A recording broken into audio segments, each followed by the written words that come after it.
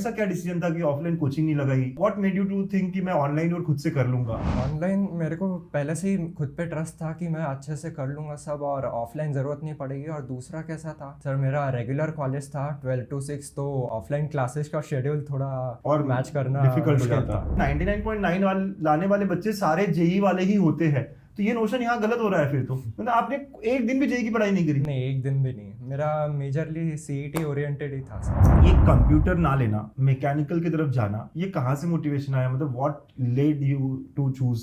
मेरा पहले से ही ज़्यादा ऑटोमोबाइल ओरिएंटेड या इंडस्ट्री ओरिएंटेड मेरा इंटरेस्ट था, तो वही से मेरे को इंटरेस्ट। उम्मीद यार बहुत सारे बच्चों को लगता है बोर्ड्स नहीं करता, मैं सीईटी करूंगा सीधा। Is it the right approach? Particularly at least एक 70 जितना लाना चाहिए, ताकि कुछ कंपनीज वगैरह भी सुना है कि प्लेसमेंट के वक्त देखते हैं बोर्ड्स का। हेलो बच्चों, वेलकम टू गणित अंक।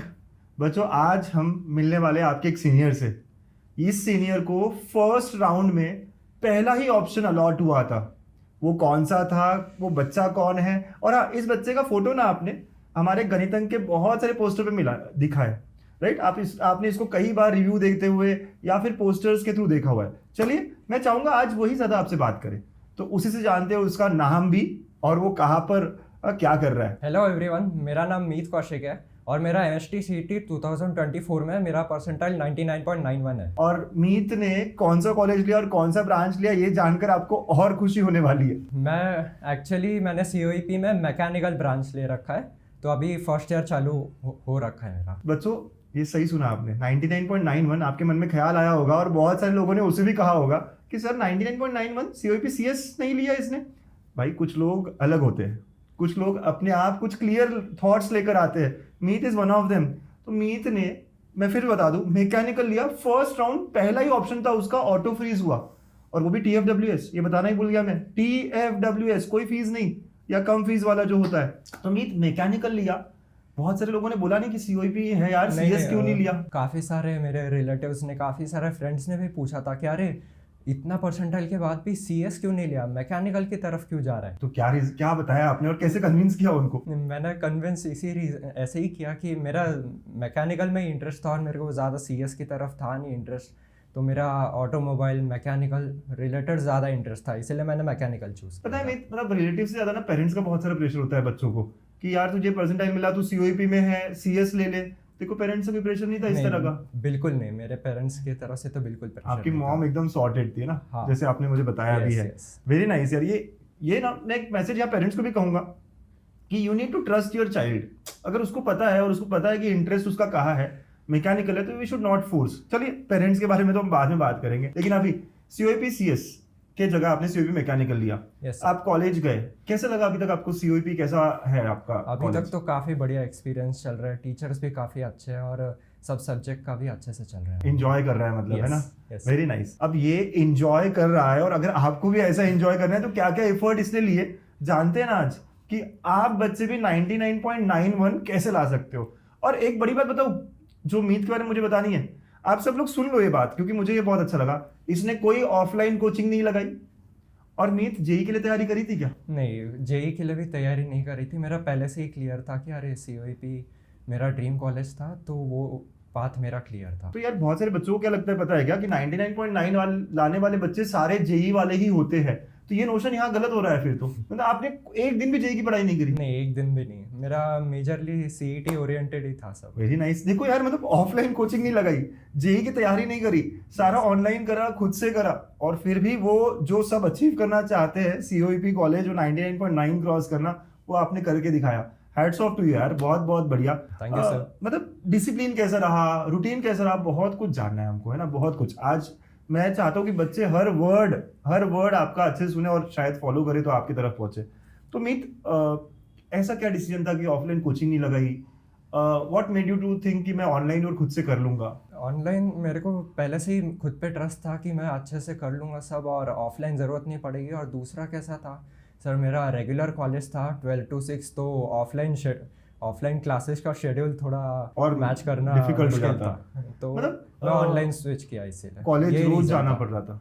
यस सर, 12 से 6? 12 से 6। उसके बाद में भी आपने मैनेज किया सीईटी वगैरह पढ़ना? Yes sir. मतलब what was your routine? Let's start with this. मतलब आप थोड़ा रूटीन आपका समझाएं ना कि सुबह से रात तक क्या करते थे आप? सुबह में अराउंड कुछ 6 बजे तक उठता था। ओके। फिर सब रेडी होके मैं 7 to 11 या 7 to 12 कभी कॉलेज लेट हुआ तो उस हिसाब से मेरा सेल्फ स्टडी का टाइम होता था। मैं Okay. हर सब्जेक्ट को अलॉट करता था। लेट्स से 4 घंटे यहाँ पढ़ते थे हाँ। आप, है ना? हाँ। और उसके बाद फिर कॉलेज गया, वो 6 घंटे का और कॉलेज था। 12 to 6 मतलब 7 o'clock तक तो आप घर पहुंच रहे हो? हाँ, 7 o'clock तक घर पहुंचता था। फिर सब रिफ्रेश हो गया, खाना आना खा के 1 घंटा जितना आज दिन में पढ़ा है वो रिवाइज करता था। वही रिवाइज करना, मतलब कॉलेज में हाँ। पढ़ाते थे आपके अच्छे से? हाँ, कॉलेज में भी अच्छे से पढ़ाते थे काफ़ी, और कुछ डाउट वगैरह रहा तो वो भी सॉल्व करते थे। Okay, very nice. तो I can understand from here कि 5 से 5.5 घंटे आपका सेल्फ स्टडी था। Yes sir. Can you break this for our students कि इसमें मैथ्स कितना, केमिस्ट्री कितना, फिजिक्स कितना, या तीनों पढ़ते थे, या एक पढ़ते थे, या 2 पढ़ते थे? कैसा था, अभी 1 हफ्ता था तो उसमें से मेजरली मेरा 4-5 दिन मैं पीसीएम को अलॉट करता था। उसमें भी 4 घंटे सुबह में, उसमें से 2 घंटा मैथ्स, 1 घंटा फिजिक्स और 1 घंटा केमिस्ट्री, वैसा Okay. मेरा था। ओके, मतलब मार्क्स के हिसाब से डिस्ट्रीब्यूट कर और रखा था। बाकी जो 2-3 दिन थे वो बाकी सब्जेक्ट्स लाइक इंग्लिश, हिंदी या बायोलॉजी हो गया वो। पहले से इंग्लिश हिंदी की भी पढ़ाई कर रहा था? हाँ। अरे वाह यार, मतलब बहुत सारे बच्चे इनको निग्लेक्ट करते हैं ना, आखिरी दिन के लिए रखते हैं, आखिरी समय के लिए रखते हैं। इंग्लिश थोड़ा निग्लेक्ट हो गया था, लेकिन आपने बाकी ज्योग्राफी और जो आपका सब्जेक्ट है, हिंदी और बायोलॉजी था। हिंदी और बायो भी था? हाँ। अरे भाई साहब, पीसीएम भी लिया आपने बोर्ड्स में? Yes sir. और तैयारी सीईटी की कर रहे थे पीसीएम के लिए? तैयारी तो बायो PCM क्यों लिया? मतलब कोई और सब्जेक्ट नहीं हो पा रहा था वहाँ? मुझे ज़्यादा सीएस वगैरह का इंटरेस्ट Interest स्टार्टिंग से नहीं था, तो मैं उसके लिए Bio 11 का। बायो लिया तो था। बायो की पढ़ाई के लिए आपको बहुत टाइम नहीं देना पड़ा? बायो के लिए देना पड़ा था, इसलिए एक पूरा दिन हफ्ते में मैं खाली बायो के लिए रखता था। ओके, मतलब सेपरेट ही कर दिया था कि मेरे वीक के भाई मेरे पास 5 दिन है जो पीसीएम के लिए है, हाँ, बाकी 2 उसमें दिन से तो है। 1 दिन बायो के लिए रखता था क्योंकि Okay. काफ़ी वास्ट था उसका सिलेबस, तो 1 दिन बायो का। तो ये रूटीन आप डिसिप्लिन के साथ रोज कर रहे होते थे, या फिर ऐसा होता था 4 दिन कर लिया फिर 5वें दिन मन नहीं करा? क्योंकि बहुत बच्चों का ऊपर नीचे चलता है ग्राफ। बट होता है कभी ऐसा लगता है कि मन नहीं करता, बट फिर एंड में लगता है अरे अभी कुछ नहीं किया तो बाद में बहुत रिग्रेट होगा। Correct. तो वो एक मोटिवेशन था मेरा, वो फिक्स्ड रूटीन फॉलो करने का। मतलब एक डिसिप्लिन इसलिए था क्योंकि यूवर कि भाई मेरे को सीओईपी जाना ही है। Yes sir. कहीं लिखा हुआ था बोर्ड आगे सामने की सीओईपी सीएस, या सिर्फ दिखता था आंख बंद करो कि सीओईपी सीएस? दिखता था CS नहीं, sorry, mechanical। सीओईपी जाना है, वो दिखता था आंख बंद करके। बस मतलब ये मोटिवेशन है, इसी से मेरे को करना है ऐसा। हाँ। Yes sir. Very nice. तो ऑफलाइन 6 घंटा जाकर 5 घंटा सेल्फ स्टडी, दिन के 11 घंटे का आपका शेड्यूल था। आई एम श्योर बच्चे भी फॉलो कर सकते हैं। 4-5 आवर्स था का मेरा। सेल्फ स्टडी है ना? हाँ। तो अराउंड 11 आवर्स का आपका पढ़ाई के अराउंड शेड्यूल था। और उसके अलावा नींद वींद भी आप जैसे आप कह रहे हो रात में ज्यादा नहीं करते थे, सो जाते थे जल्दी? Yes. You are early riser, early to bed वाला आपका रूटीन रहा? Yes, okay. कितना घंटा आप मतलब ऐसे स्लीप को देते थे, या कुछ कैसे क्या था आपका पैटर्न? मतलब रात को कितने बजे लास्ट टाइम है भैया, बस इसके बाद नहीं पढ़ूंगा? मैक्स टू मैक्स 9:30-10, उसके आगे नहीं। और फिर बाद में सोने की तैयारी? बाकी सोने की तैयारी। Were you addicted to insta और समथिंग ऑफ दैट काइंड? उस टाइम पे इंस्टाग्राम था ही नहीं। 1 साल पहले की बात है ना? हाँ, मैंने डाउनलोड नहीं किया था। अरे आपके मोबाइल में नहीं था? नहीं। तो फिर आपको इंस्टा या यूट्यूब रील और ये सब की कोई? वो सब का टाइम ही नहीं मिलता था, वो शेड्यूल के चलते, तो वो डिस्ट्रैक्शन का पॉइंट नहीं आया था। पर बच्चों को, आपके फ्रेंड्स होंगे बहुत सारे जिनको डिस्ट्रैक्शन होता है। Yes, sir, what would you see और what would you suggest to them कि यार कैसे डिस्ट्रैक्शन को अपन कम कर पाएंगे? वो एक रूटीन फॉलो करो, उसको ट्राई करो, 1 आध हफ्ता आएगा डिस्ट्रैक्शन, बट जैसे जैसे एक पर्टिकुलर रूटीन फॉलो होता जाएगा वो डिस्ट्रैक्शन अपने आप ही कम होता जाएगा। मेरा ये एक्सपीरियंस था इनिशियली। ये सही बोला कि एक रूटीन, और आपको लगता है ना कुछ आप अचीव कर रहे हो, ये हाँ। चैप्टर हो गया, ये तो कॉन्फिडेंस बूस्ट हो रहा होगा। हाँ, तो तो अपने आप। जैसे जैसे थोड़ा सिलेबस भी होते जाएगा वैसे वैसे और मोटिवेशन बढ़ता जाता है। वेरी नाइस, ये सही बोला आपने। Were you topper in your class जहाँ आप पढ़ रहे थे ऑफलाइन स्कूल में, कॉलेज में? डिवीजन टॉपर था। ओके, एंटायर कॉलेज या कॉलेज टॉपर नहीं था। मतलब आपसे भी काफी अच्छे अच्छे बच्चे थे वहाँ? Yes sir. Nice nice nice, ठीक है, बहुत बढ़िया। तो हम समझ रहे हैं चीजों को धीरे धीरे धीरे। अच्छा, तीनों सब्जेक्ट रोज पढ़ना चाहिए क्या? What is your advice? वो अपना अपना पर्सनल रहता है। कुछ लोगों को तीनों सब्जेक्ट दिन में जम जाता है, कुछ लोग को 2 दिन में एक सब्जेक्ट, 2 सब्जेक्ट एक दिन में करना, वो अपना पर्सनल थिंग रहता है। आपने तीनों करा? हाँ, मुझे जम जाता था तीनों, तो मतलब इवन आई वुड एडवाइज कि तीनों करने चाहिए सीईटी के लिए, क्योंकि 2 घंटा जैसे आप बोल रहे हो maximum time should be given to mathematics, क्योंकि प्रॉब्लम उसका सॉल्विंग सबसे वगैरह ज्यादा वेटेज था। वेटेज ज्यादा है, टाइम ज्यादा लेता है। Yes. अच्छा, ऐसा कभी नहीं हुआ कि आप कुछ सॉल्व कर रहे हो और अटक गए, और फिर अटक गए तो अब बहुत सारा टाइम आपका निकल गया, अरे यार आज तो कुछ पढ़ाई नहीं हुआ मेरा, इस तरह? बहुत बार हुआ है सर। फिर क्या करते थे आप उससे निकलने के लिए बाहर? तो जो सैटरडे संडे का जो टाइम था जो टाइम मैं नहीं पढ़ पाया वो मैं सैटरडे संडे के टाइम पे कुछ एक फ्री टाइम निकाल के वो कवर अप कर लेता था, और जो डाउट्स वगैरह है वो या मैं गूगल से या किसी टीचर को असिस्ट करता था। अरे ओके, ये क्वेश्चन नहीं हुआ हाँ। क्योंकि देखो आजकल क्या हो ना, सीईटी जो है वो मेंस लेवल हो गया, और अब बच्चे अगर मेंस की तैयारी नहीं कर रहे, सिर्फ सीईटी की तैयारी कर रहे हैं, तो बहुत सारे जगहों पे कोचिंग में पढ़ाते नहीं है मेंस लेवल का, यस तो सर, क्वेश्चंस अटकते हैं,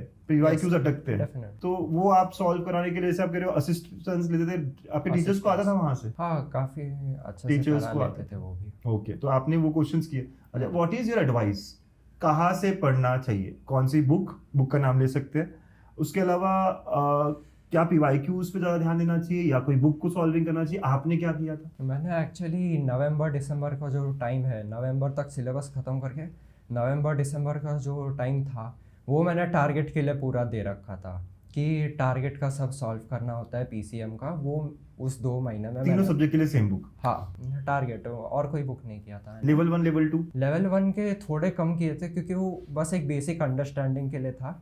सबसे मेजर पार्ट मेरा जो वेटेज दिया था मैंने वो पार्ट 2 को था, क्योंकि उसमें सवाल भी ज़्यादा थे और टॉपिक्स भी बहुत ज़्यादा थे। लेवल 2 को। और पीवाईक्यूज कब किए फिर आपने? पीवाईक्यूज मैंने बोर्ड्स के बाद किया था। एकदम एंड में? Yes sir. ओके, तो आपका जैसे मैं समझ रहा हूँ, जैसे बच्चे अभी अक्टूबर में है, अक्टूबर फर्स्ट वीक आ गया, यस सर। तो अक्टूबर नवंबर दिसंबर जनवरी, ओके, फिर वहां पे आ जाता है बोर्ड्स, फिर उसके बाद में आ जाता है अपना सीईटी, राइट, ये पूरा शेड्यूल होता है। Yes sir. तो बहुत डरे हुए रहते हैं कि सीईटी करूँ या बोर्ड्स करूँ, आपके बहुत सारे फ्रेंड्स भी रहेंगे, तो क्या लगता है कौन से मन में कैसे कैसे उनको टाइम अलॉट करना चाहिए अब यहाँ से? अभी तो मेजरली उनको खाली सिलेबस कंप्लीट करने में और कॉन्सेप्ट बिल्डअप करने में ज़्यादा फोकस करना चाहिए, और कभी टाइम मिला तो थोड़े बहुत सीईटी के भी प्रॉब्लम्स कर लेने चाहिए, बट मेजर जो अभी जो टाइम है वो ज़्यादा सिलेबस को कवर करने के लिए और कंसेप्ट अच्छे से बिल्ड करने के लिए देना चाहिए, ताकि फर्दर बोर्ड्स हो सीईटी हो उसके लिए प्रॉब्लम ना हो फिर। क्योंकि वो दोनों का सिलेबस कॉमन ही तो है। Yes sir. बच्चे दोनों को अलग अलग लेते हैं, पता नहीं क्यों।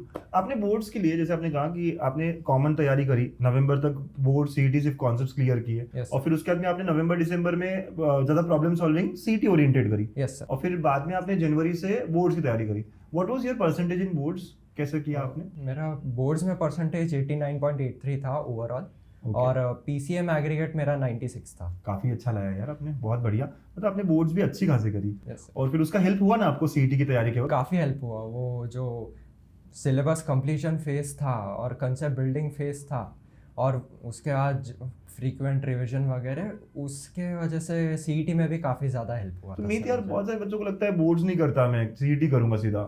Is it the right approach? Particularly at least एक 70 जितना लाना चाहिए, ताकि कुछ कंपनीज वगैरह भी सुना है कि प्लेसमेंट के वक्त देखते हैं बोर्ड्स का। बट सीईटी की प्रिपरेशन में हेल्प करता है ना अगर बोर्ड्स कोई अच्छा कर रहा हो तो? अगर पीसीएम हाँ काफ़ी अच्छे से करता है, एक बार कंसेप्ट अच्छे से हो गया तो बहुत अच्छे से हेल्प करेगा। कॉन्सेप्ट तो सेम है यार, है ना? Yes sir, Very concept same है, वो एक प्लस पॉइंट है बोर्ड्स करने का भी। कभी ऐसा नहीं हुआ यार कि आप पढ़ रहे हो और कुछ बैकलॉग रह गया आपका, और आप वो बैकलॉग कवर करने के पीछे गए और फिर बैकलॉग हो गया आपका?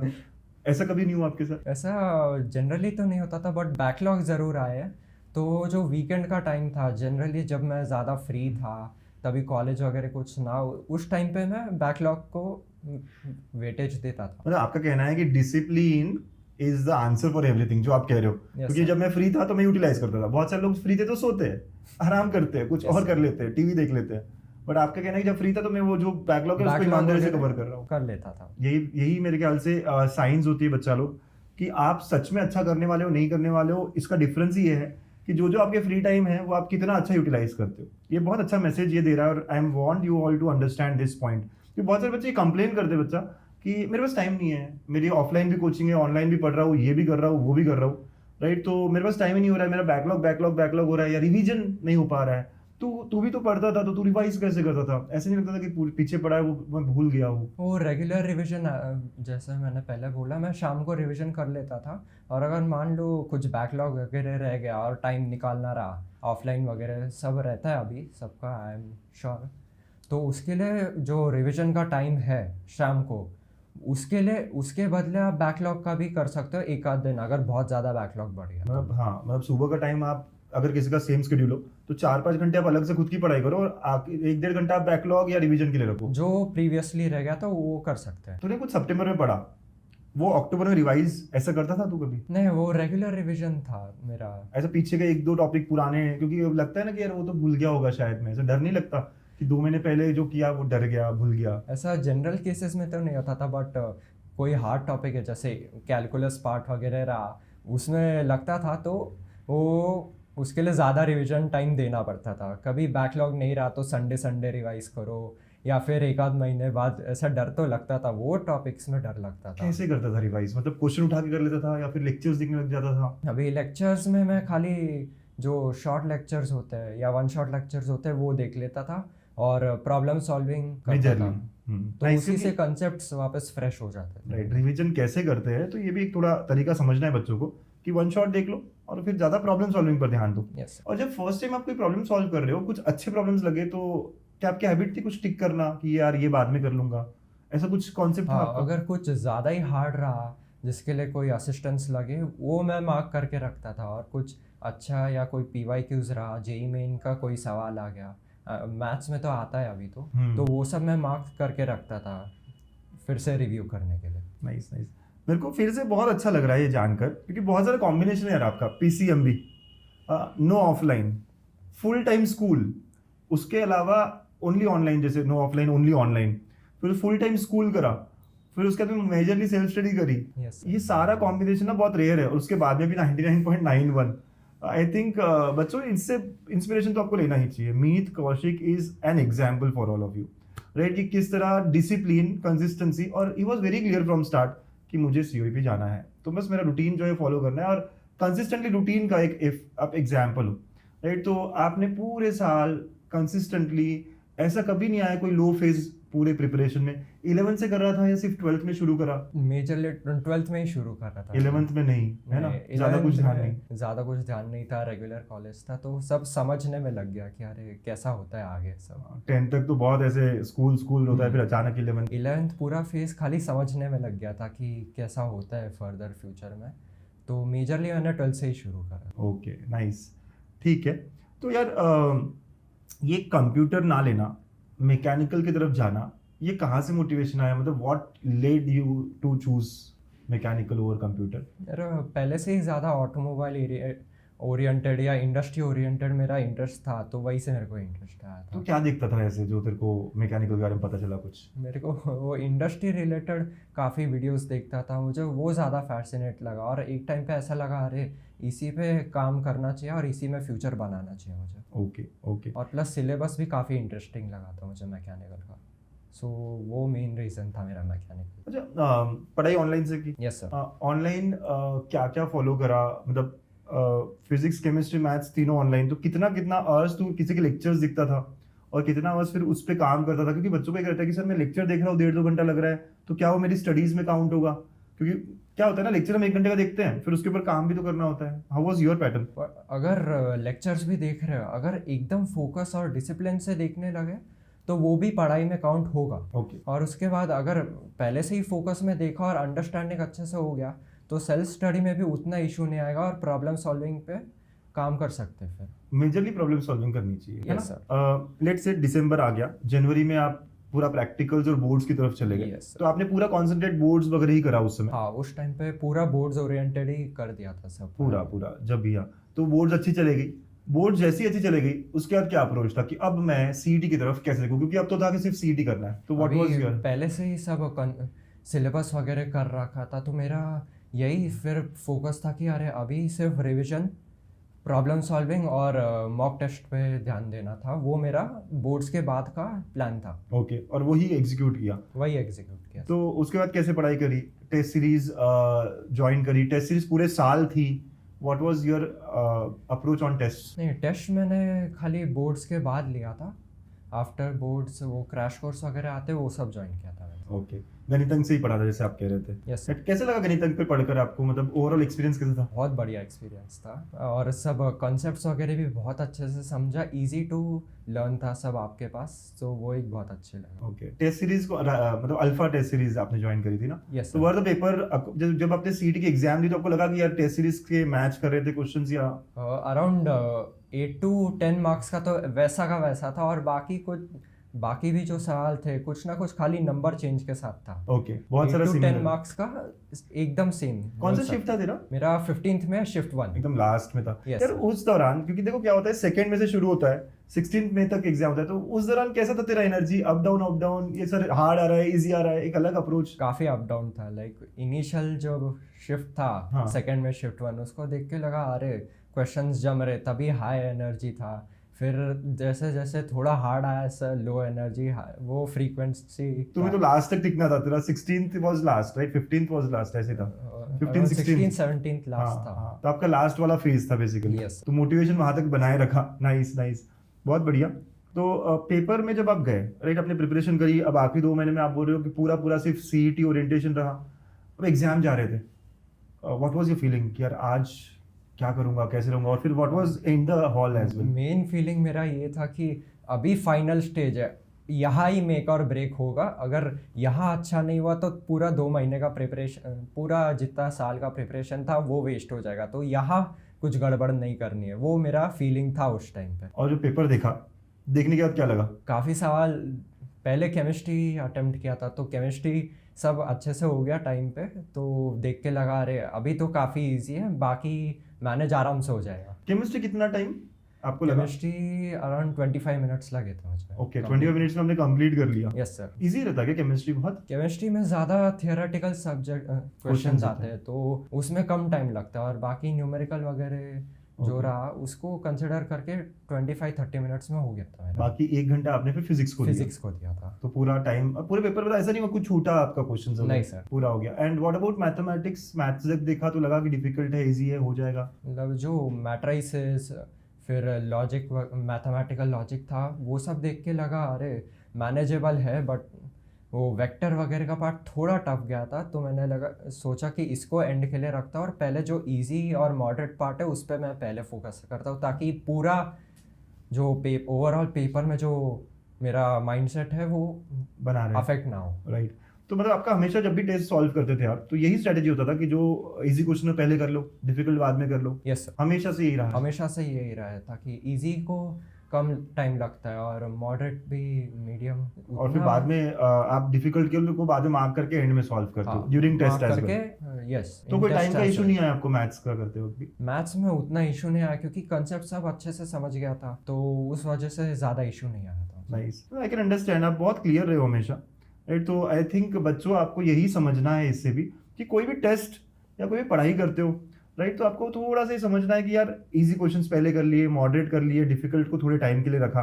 जैसे कह रहा था कि जब ये रिवीजन भी करता है, कोई सॉल्व भी करता है क्वेश्चन, तो डिफिकल्ट क्वेश्चन अगर इसको नहीं आए तो उसको मार्क करके रखना है, फिर बाद में आप हेल्प ले सकते हो ना, टीचर्स की ले सकते हो या गूगल की ले सकते हो, आजकल तो बहुत ऑप्शंस आपके पास है। ठीक है, फिर जब पेपर हो गया लगा कि आज यार मचा लिया मैंने, आ जाएगा परसेंटाइल जो चाहिए? यस सर, लगा था। कॉन्फिडेंट था एकदम? कॉन्फिडेंट था। फिर आगे क्या बोला कि पेपर काफी अच्छा गया, पेपर 99 तो क्रॉस हो जाना चाहिए ये? और जब फिर बाद में प्रिडिक्शंस देते हैं हम लोग ऊपर नीचे, तब भी तो जब मिल गया होगा कि मेरे को तो 150, कितना स्कोर था यार आपका? मेरा अराउंड 170 था। 170, और इसमें ब्रेक करे अगर मैथ्स फिजिक्स केमिस्ट्री? मेरा फिजिक्स में अराउंड 43 था, केमिस्ट्री 39-40 जितना था, और मैथ्स मेरा 88 था। 88 था, बहुत अच्छे। और 88 तो मैथ्स का परसेंटाइल क्या था आपका? 99.926। ओके, ये मेरा मैथ्स का था, मैथ्स का परसेंटाइल था। नाइस। तो अब बच्चों को ये समझना है ना कि कितने मार्क्स पे कितना परसेंटाइल होता है। तो 170, 99.91 आपकी शिफ्ट में, Yes. अलग अलग शिफ्ट में अलग अलग होता है ये स्कोर। तो जब आपने देखा तो यार अब तो पक्का है कि सीयूपी मिलने वाला है, हाँ। तो इसलिए पहला ऑप्शन आपने डाला CUP mechanical, and you got that, yes sir, and you got what you wanted, right? Yes. Very nice. So काफी मजेदार चीज रही है। What would you say to our juniors? मतलब क्या लगता है जूनियर्स को आपके जैसा मचाना हो तो आपका क्लियरली क्या उनको मैसेज रहेगा? मेरा क्लियर मैसेज तो यही रहेगा कि सबसे पहले सेल्फ कॉन्फिडेंस सबसे ज़्यादा इंपॉर्टेंट और क्रूशल होता है ये सब एग्जामिनेशंस में। अगर कॉन्फिडेंस ब्रेक हो गया तो बहुत दिक्कत आएगी, तो खुद पे कॉन्फिडेंस रखो और ज़्यादा प्रेशर मत लो। यही मेरा मैसेज रहेगा। राइट। और कोई रिपीट कर रहा है, एनी मैसेज टू रिपीटर? तेरे कोई दोस्त होंगे ना जो रिपीट कर रहे होंगे, Yes, तो उनको sir. कभी कुछ गाइड नहीं करता? कभी कुछ पूछते होंगे यार कैसे मैं करूं? यस सर, पूछते हैं। तो व्हाट इज योर मतलब message to the repeaters, droppers? अभी ड्रॉपर्स में I am sure mental pressure बहुत ज़्यादा होगा कुछ रिलेटिव्स की तरफ से। जहाँ तक मैंने मेरे दोस्तों से पूछा है उनकी तरफ से तो यही रिस्पॉन्स था। उस पर अभी ज़्यादा ध्यान नहीं देना। और उनका एक एडवांटेज ये है कि उनको अभी ज़्यादा बोर्ड पे फोकस नहीं करना होगा, तो सिर्फ सीईटी करना है। यस, तो उस पे ही ज़्यादा टाइम दे अच्छे से, क्योंकि अभी उनको बोर्ड्स का डिस्ट्रैक्शन उस टाइम पे नहीं होगा, तो पूरा सीईटी पे फिर जी जान लगा सकते हो। करेक्ट। और मेरे को एक और मैसेज देना है बच्चों जो इसके थ्रू है, कि अगर आपका क्लियर गोल हो, क्लियर एम हो कि मुझे सीओईपी ही जाना, विजेटीआई जाना है, तो डिस्ट्रैक्शंस आपको कभी आ ही नहीं सकते। What I can understand from him, ये कहता मेरे पास टाइम ही नहीं था इन सब चीज़ों के लिए, because he was very clear कि मुझे सीओईपी में ही जाना है, राइट। तो बच्चा लोग ये बात आपको क्लियर रखनी होगी। बहुत बच्चे यही कंप्लेन करते हैं कि सर ये है, ये है, ये है, कैसे करूँ, क्या करूँ। तो वेरी वेरी प्रिटी क्लियर है ना कि क्या करना चाहिए आपको, right. So anything that you want to add here, कुछ और बोलना है? नहीं सर, अभी तो इतना ही बोलना चाहूँगा मैं।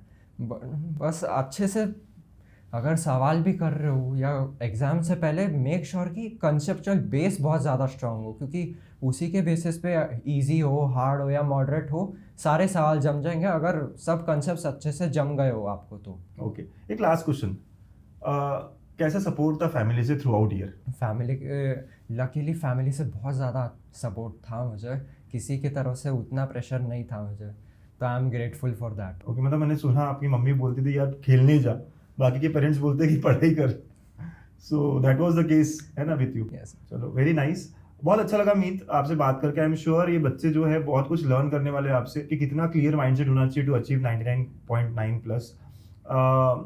और बच्चे कुछ और भी क्वेश्चन हो, कुछ और भी सवाल हो, तो मीत जो है, हम आपसे हमेशा कम्युनिकेट करते रहेंगे, हम आपको गाइड करते रहेंगे, राइट। सर कैसे गाइड करोगे ऐसा आपको लग रहा होगा, तो हम वेबिनार में और कई अलग अलग तरीके से मिल सकते हैं आप लोगों से, ठीक है।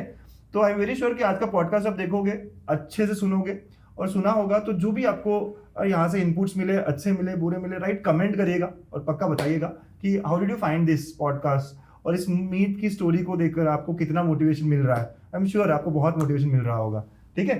So thank you everyone, and we all wish you the best. Thank you sir for this podcast, and all the very best to 2025 CET aspirants, सब मचा क्या। बच्चों, ये एक स्पेशल सेगमेंट है और ये अपने पेरेंट्स को पक्का दिखाना आप, ये छोटा सा लेकिन बहुत पावरफुल सेगमेंट है ना। हम बात कर रहे हैं मीत के मॉम से, और मेरे कुछ क्वेश्चंस, और आई एम श्योर आपको भी कुछ क्वेश्चंस होंगे, पेरेंट्स को कह रहा हूँ मैं ये, कि मीत ने 99.91 लाने के बाद COEP CS ना लेते हुए मैकेनिकल लिया, तो आपका अप्रोच क्या था? नहीं, it's a very simple thing to the parents that अगर आपका बच्चा लेना चाहता है तो ट्रस्ट करिए ना, उसकी चॉइसेस है, he has to live with that choice for a lifetime, आपको या मुझे नहीं रहना है। So I was very comfortable. लेकिन बहुत पेरेंट्स फोर्स करेंगे, आपकी जगह कोई और होता तो शायद फोर्स करता। नहीं, तो फिर पेरेंट्स से मेरा एक ही सवाल है कि अगर आप बच्चे को फोर्स कर रहे हो उस करियर के लिए जिसके साथ उसको 40-50 साल जीना है, और अगर आपका बच्चा खुश नहीं है, तो is that what you want for your child? कि आप यही चाहते हैं अपने बच्चे के लिए, क्या यही खुशी होती है? I don't think so. Correct. बच्चा अगर खुश है तो उसी में माँ बाप की खुशी होती है, दैट्स व्हाट ऑल पेरेंट्स से। तो फिर खुशी खुशी जाने दीजिए ना, क्या दिक्कत है? एग्जैक्टली, मतलब in other words I can say, monetary words में बात करूँ, 30 लाख से अच्छा 12 लाख विद अ स्माइल अच्छा होगा। 30 lakh with a depressed mindset may be नहीं, सही बात है ना कि अगर मेरा बेटा या किसी का भी बेटा आप में से अगर 11 लाख का पैकेज लेके भी अपनी फैमिली के साथ खुश रहता है, तो that's what matters at the end. Definitely. Why 50 lakhs? वो तो आगे जाके कर ही लेगा कुछ ना कुछ। राइट। तो मेरे ख्याल से, क्योंकि बहुत सारे ऑडियंस में क्वेश्चन होगा कि इसने CS क्यों नहीं लिया, है ना, तो ये इसका आंसर मुझे आपसे जानना ज़्यादा ज़रूरी था। नहीं, I am very sure when my son told me mechanical चाहिए, पर जब वो बोला उसके मुंह पे एक स्माइल था, एंड मुझे ये समझ में आ गया कि उसी के साथ खुश रहेगा। सो एज अ पेरेंट, अगर आपकी खुशी बच्चे की खुशी में, तो करने दो उसको जो अच्छा लगता है, that's much more important. And to add this, your both son preferred mechanical. हाँ, मेरे दोनों बेटों ने मैकेनिकल लिया है, पर दोनों खुश हैं। बड़ा वाला भी इतना ही खुश है अपनी चॉइस के साथ, और जब आज मेरा बेटा COEP से घर आता है वो खुश होके आता है, तो I am very happy with that. या एंड नेक्स्ट थिंग, क्योंकि बहुत सारे पेरेंट्स को लगता है कि 99.91 मेरे बच्चा भी लाए, तो ऐसा उन्हें क्या करना चाहिए? तो what was you doing entire year with your son? First, I had immense faith, मुझे पूरा भरोसा था अपने बेटे पे। मैंने कोई नैगिंग नहीं करी थी कि आप क्या पढ़ रहे हो, मुझे आके दिखाओ। एक फेथ होना पेरेंट्स को बहुत ज़रूरी होता है। आपके बच्चे को अगर कुछ करना है, वो हासिल करने के लिए उसके पीछे जान लगाएगा। बट अगर उसका उसमें दिल या फेथ नहीं है तो you can't do anything about it. But yes, I will tell you what my son did. उसने पिछले 11 साढ़े आई मीन ऑलमोस्ट 12 ईयर से घर में टीवी नहीं है. एक लाइब्रेरी है, एक डिसिप्लिन पैटर्न है उनका कि जब तक आज का सेट किया हुआ टारगेट खत्म नहीं होता है तो फिर कुछ नहीं करना है. खत्म हो गया then they enjoy.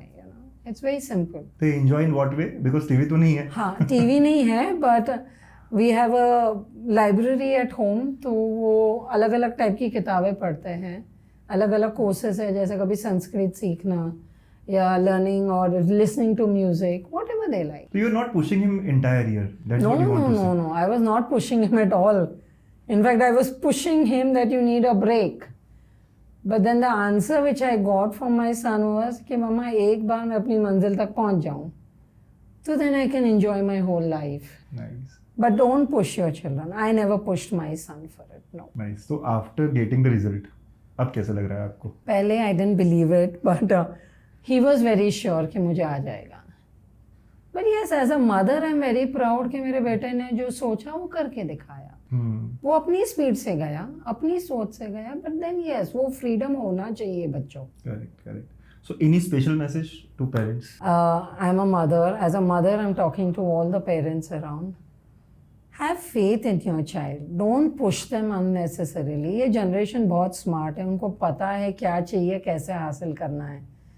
As children वो पेरेंट्स से सिर्फ 2 एक्सपेक्टेशन रखते हैं कि प्लीज़ थोड़ा हमको अंडरस्टैंड करिए और हम पे भरोसा रखिए. So long as you do that they will achieve what they want. And उनको थोड़ा फ्रीडम दीजिए. करियर चॉइसेस में बहुत स्मार्ट है आजकल के बच्चे. सिर्फ इंजीनियरिंग और MBBS से दुनिया ख़त्म नहीं होती. Let them do what they like please. Thanks a lot ma'am. Thank you. मुझे नहीं लगता इसके आगे मुझे एक वर्ड भी बोलना चाहिए. Thank you. So thanks a lot. That's all. Thank you, sir.